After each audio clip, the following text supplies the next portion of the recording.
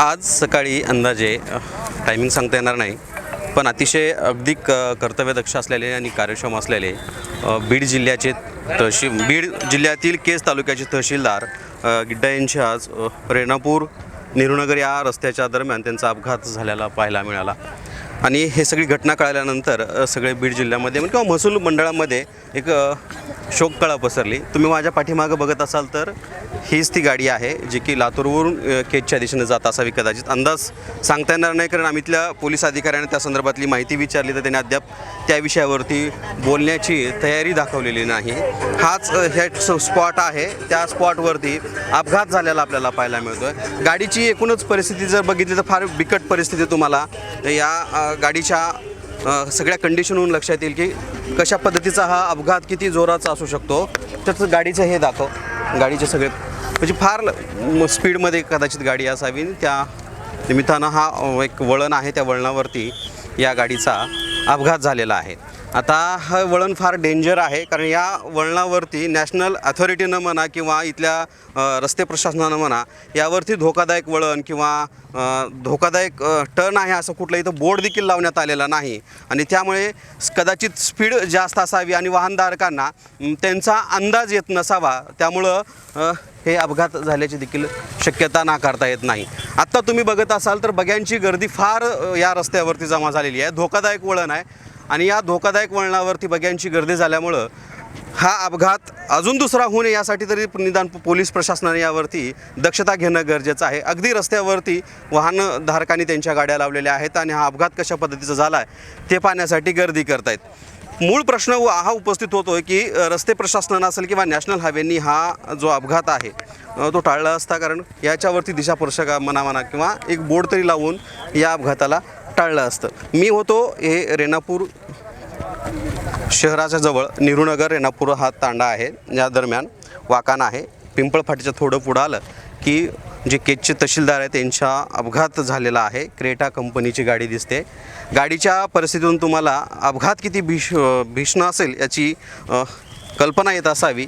त्यांची बॉडी जी आहे शवविच्छेदनासाठी रेणापूर ग्रामीण रुग्णालयामध्ये नेण्यात आलेली आहे. बघ्यांची गर्दी फार जमा झालेली आहे. आम्ही इथल्या या सगळ्या संदर्भामध्ये इथल्या PIशी बोलण्याची किंवा तिथल्या ज्या कार्यक्षेत्रामध्ये येतं रेणापूर पोलीस स्थानकाचे त्यांच्या PIशी बोलण्याचा प्रयत्न केला, पण त्यांनी मला अद्याप आम्ही याच्याबद्दल काही माहिती देणार नाहीत, आमच्याकडे काही माहिती नाहीत, आम्ही तपास करतो आहे. सकाळी अपघात झालेला आहे आणि यावरती आता नेमकं काय घडतं आहे, कसा अपघात झाला याचा शोध सध्या पोलीस घेतानाचे दिसत आहेत. गाडी झाडावरती आदळली, ते झाड आहे ना, ते झाड आहे, त्या झाडावरती आदळून जवळपास 10 ते 20-25 फुटाचा हा अंतर तुम्हाला या ठिकाणी पाहायला मिळतो आहे. आणि गाडी आदळून अशा पद्धतीनं इकडे गेली. हे गाडीचे सगळे जे आहेत ते पार्ट इकडे तिकडे विखुरलेले आहेत. म्हणजे ह्या अपघाताची तुम्हाला भीषणता किती आहे हे लक्षात येतं. गाडी इथं आदळली, ह्या गाडीचा टायर आहे इथं पडलेला आहे आणि गाडी जवळपास 50 फूट लांब जाऊन पडली. गाडीचे सगळे जे अवशेष आहेत त्या ठिकाणी पडलेले आपल्याला पाहायला मिळत आहेत.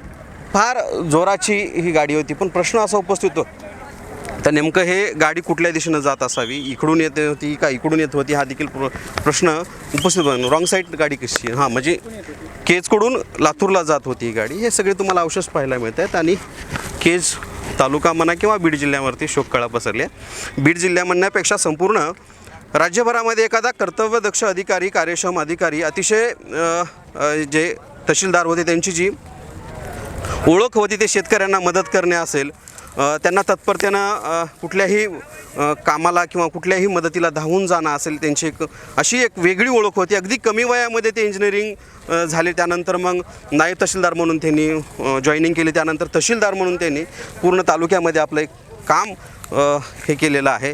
तुम्ही कुठून इथलेच आहेत का तुम्ही? नाही, आम्ही अंबेजोगाई. तुमच्याकडे होते, कसे होते तहसीलदारांची? हो, मनमिळाव स्वभाव होता त्यांचा आणि खूप कामामध्ये अग्रेसिव्ह होते. हो. काय अपघाताबद्दल कल्पना मिळाली कसा? म्हणजे सकाळी आम्हाला कळलं, हे आमचे सिनियर SI सॅनिटरी इन्स्पेक्टर आहे, त्यांनी फोनद्वारे कळवलं. त्याच्यानंतर आम्ही इकडं आलो.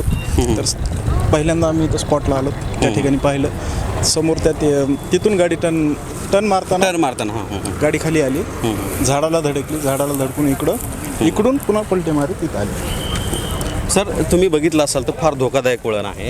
नॅशनल अथॉरिटीनं एक धोकादायक वळण म्हणून एखादा प्लेस म्हणा किंवा बोर्ड म्हणा अजिबात लावलेला नाही. लावायला पाहिजे जीव हां बांधकाम विभागानं ते दक्षता घ्यायला पाहिजे ना. माझ्या ठिकाणी तुम्ही अधिकारी आहात का? यस आहे कसं आहे? स्वच्छता विभाग नगरपालिका अंबाजोगाई मित्र होते माझे जवळचे कशी अधिकाऱ्यांची ओळख कशी होती? एकदम अधिकारी मन मिळावं हसतमुख चेहरा फार कमी वयामध्ये ते प्रशासनामध्ये आले. आणि थोड्या कमी वयातच त्यांना मोठी झेप घेतलेली होती झेप घेतली. नागरिकांच्या हृदयामध्ये कामाच्या माध्यमातून. अंदाज किती वाजता अपघात झाला याची कल्पना? ती कल्पना नाही तशी 4, 4:30, 3-4च्या दरम्यान झाला असेल. 3-4 दरम्यान असतं.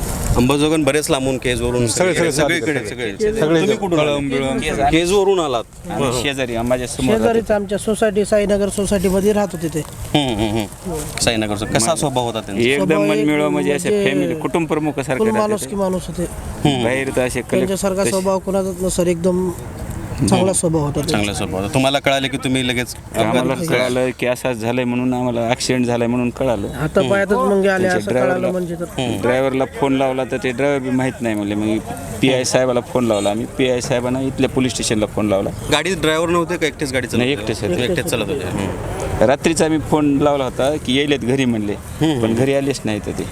घरी आलेच नाही. मंडळी बघितलं तर सगळे जी मंडळी आहेत ते फार तहसीलदारांना फार जवळून पाहत होते आणि हे तहसीलदार जे आहेत ते फार मनमिळावी होते आणि त्याच अनुषंगानं हा अपघाताच्या स्पॉटवरती आपण आहोत. ही सगळी घटना आपण हे सगळं पाहतोय.